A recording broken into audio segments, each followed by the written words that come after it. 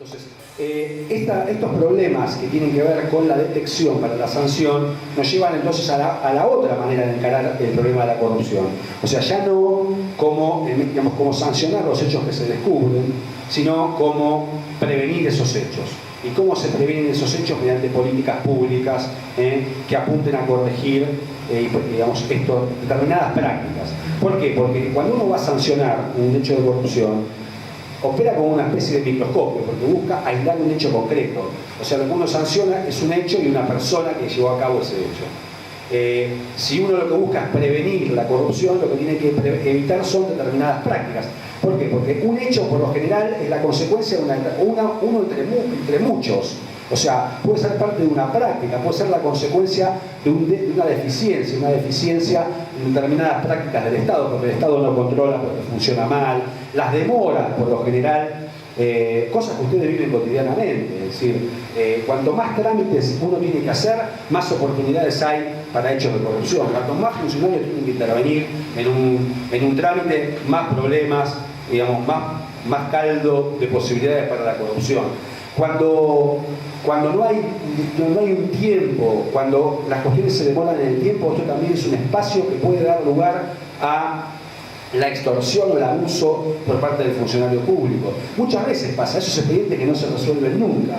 No se resuelven nunca porque el que tiene que resolverlos está esperando que aparezca el interesado para exigirle un pago indebido. Entonces acá también, digamos, por eso hoy en día cuando se habla de lucha contra la corrupción, no se habla solamente de la justicia, de las sanciones, sino que también se habla de la necesidad de modificar prácticas, de prevenir, de controlar, de hacer más visible el funcionamiento del Estado, de que cualquiera pueda acceder a la información del Estado, que el gobierno sea un gobierno abierto, es decir, que cualquier persona pueda acceder a información sobre cuestiones propias del ejercicio del gobierno y que lo haga a través de mecanismos fácilmente accesibles.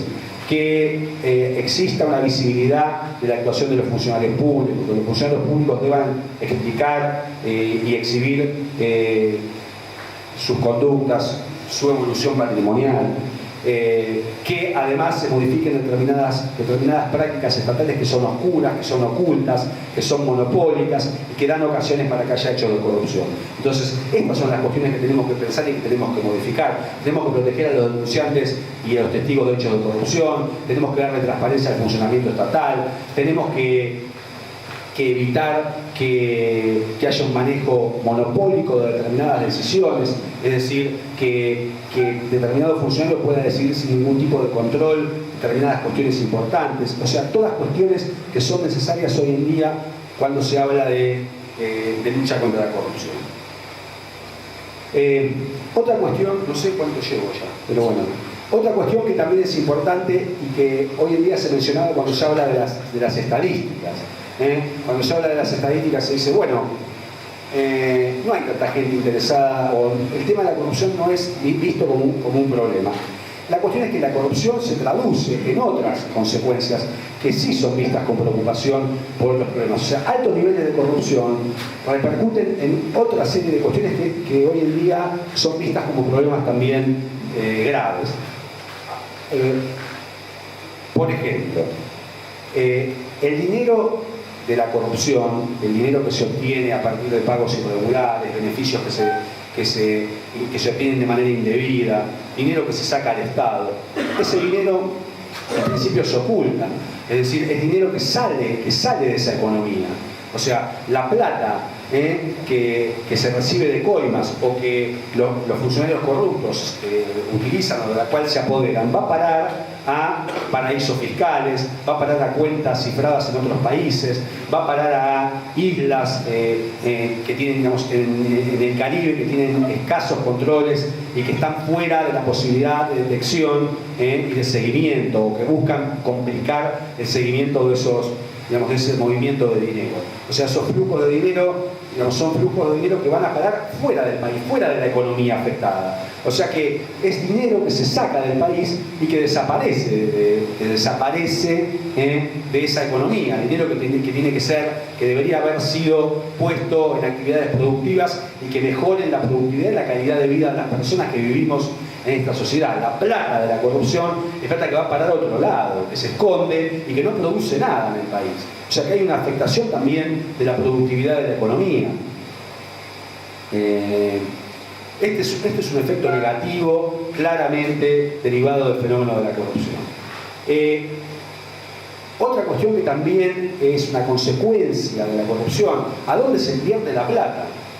Hay estudios realizados que demuestran que altos niveles de corrupción producen una distorsión en dónde va a parar la plata. ¿Por qué? Porque un gobierno corrupto invierte en cuestiones en las cuales pueda obtener beneficios indebidos, pueda coimear. Entonces, cuestiones que son esenciales para el futuro de nuestra sociedad, como la educación, es desatendida. Hay poca plata que se invierte en educación. ¿Por qué? Porque se invierte en obras que permiten un margen indeterminado de ganancias y de coimas.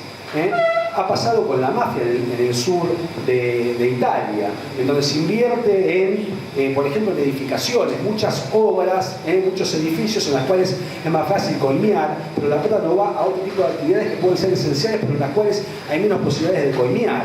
La educación es uno de los ejemplos más notables de una actividad que se desatiende cuando la prioridad en la inversión está en obras faraónicas, en cuestiones que permitan márgenes altos de coima. Entonces esto también tiene que preocuparnos, porque es plata que va a parar a otro lado, que va a parar no necesariamente siguiendo lo que es la prioridad de la sociedad, sino que es la prioridad del funcionario que coimea. Otra cuestión en la cual se ve las consecuencias de la corrupción, se mencionaba en la encuesta de Management and Fit, se mencionaba de que la seguridad está al tope de las preocupaciones de las personas. Bueno, yo voy a contar una anécdota que me tocó vivir cuando yo, antes de ser diputado, estuve trabajando en una Fiscalía Internacional en Centroamérica, que de las competencias que yo era jefe de investigaciones, teníamos como competencia investigar el crimen organizado. Era en una Fiscalía de Naciones Unidas. En un allanamiento de una casa de una organización de narcotraficantes, los Zetas, que son conocidos porque de repente aparecen algunos colgados en los puentes y demás,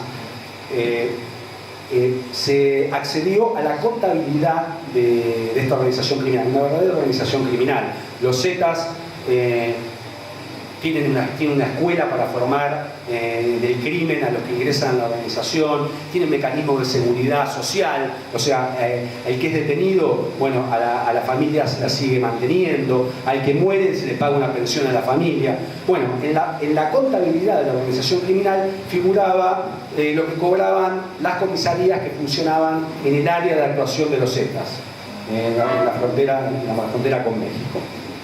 O sea que figuraba el sueldo que cobraba de la organización criminal desde el comisario hasta el último policía de cada una de las comisarías que debía controlar el narcotráfico. Bueno, acá también, entonces ahí se ve claramente que altos niveles de corrupción claramente implican, digamos, se traducen también en un incremento de la criminalidad, en un incremento de la violencia, en una reducción de la seguridad. Entonces, la seguridad no está desconectada de altos niveles de corrupción. El tema de la vida cotidiana, cuáles son las condiciones en las cuales funciona el transporte público, las condiciones de funcionamiento, de seguridad. Cuando en la Fiscalía de Investigaciones Administrativas, en su momento, empezamos a investigar la contabilidad de determinadas empresas a partir de cierta información sobre los viajes que era en ese entonces el secretario de Transporte, Jaime. Nosotros en la Fiscalía investigamos, a partir de los libros de contabilidad de las empresas del Grupo Siciliano, que es el concesionario de la línea Sarmiento, o era el concesionario en ese momento de la línea Sarmiento de ferrocarriles y también de líneas de colectivos. Nosotros determinamos que de los libros de la contabilidad surgía claramente que se le pagaban los viajes en aviones privados al secretario de Transporte. Es una causa que ha avanzado, está procesado por la justicia, pero en ese momento, claro, nosotros lo que dijimos es que en ese momento, cuando después de la investigación hicimos la presentación ante la justicia, es que era un caso de captura del Estado, es decir, en donde había un sector privado, un empresario privado, que tenía capturado una parte del Estado, en este caso nada más ni nada menos que la Secretaría de Transporte, que era la que tenía que controlar digamos, que esa empresa cumpliera con las condiciones de funcionamiento de las líneas a las que se había comprometido, que invirtiera lo que tenía que invertir, que respetara las normas en materia de seguridad, etc. Unos pocos años después, todos asistimos a la tragedia de Once, claramente consecuencia de esos altos niveles de corrupción. Entonces, este no es un tema, entonces, el tema de la corrupción, que no se traduzca necesariamente en cuestiones concretas que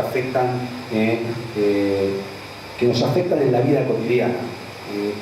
Por supuesto que todos los problemas no se pueden reducir solamente a una causa, a la causa de la corrupción.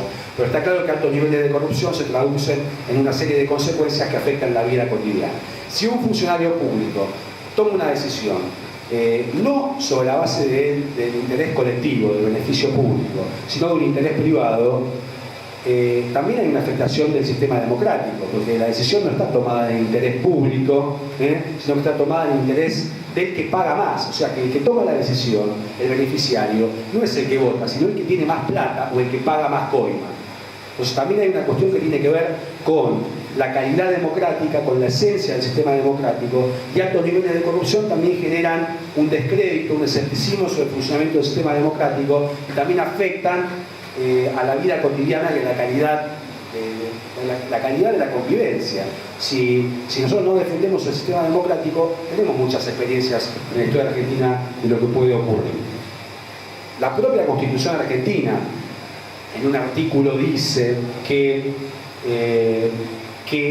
la corrupción afecta al sistema democrático. Es una cosa que se introdujo, una modificación que se introdujo en la última reforma de la Constitución, en donde dice que, digamos, básicamente en el artículo 36, donde hay una declaración importante que dice que atenta contra el sistema democrático aquellos hechos o delitos contra el Estado que conlleven enriquecimiento, que es una manera alambicada de definir lo que es un hecho de corrupción. O sea, la corrupción claramente afecta al sistema democrático.